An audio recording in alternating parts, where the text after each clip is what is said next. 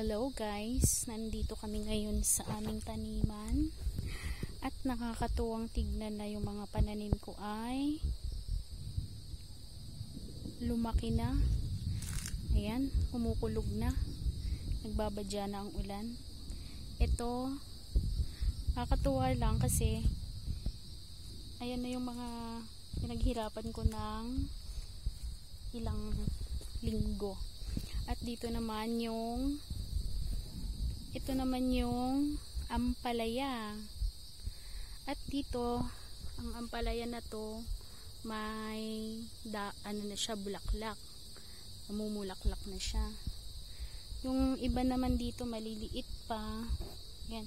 Kulang yung gapangan nila dito. Gagawa ako ng gapangan bukas. At dahil hapon na kami nakarating dito, bukas na lang. At ayan yung mga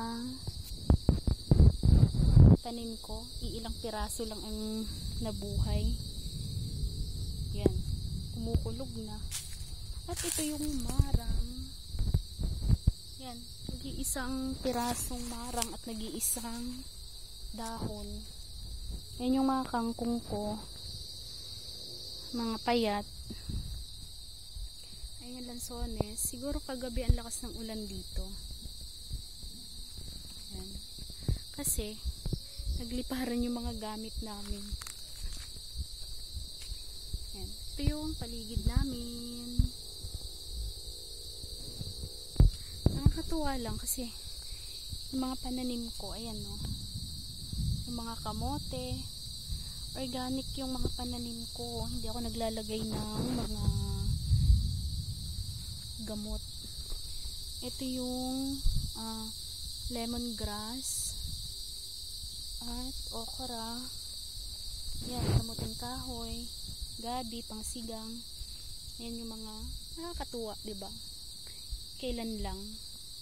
Tapos ayan, inubos na ng mga uod. Ayan, inubos na ng mga uod yung mga pananim dahon ko. Ayan no, ayan no. Organic kasi siya, kaya wala akong binibigay dito na mga gamot. Aalisin ko na lang to kasi kinain na nila.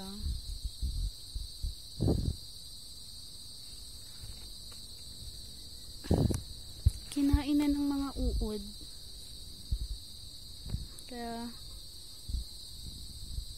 yan, luyang dilaw, kamote, nilagay ko dyan yung kamote, diba?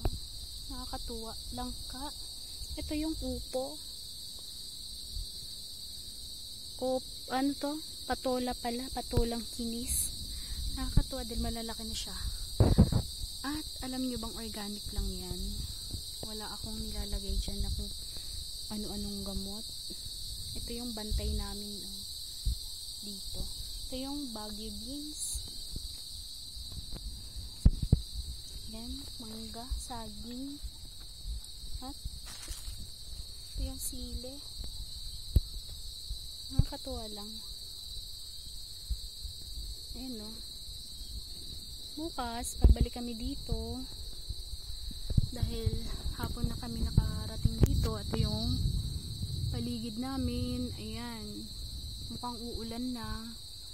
Kulimlim na yung langit at nagrereklamo na, nagbabadya na ang ulan. Ayan o. Ayan. Ayan. Nasa bukid kami.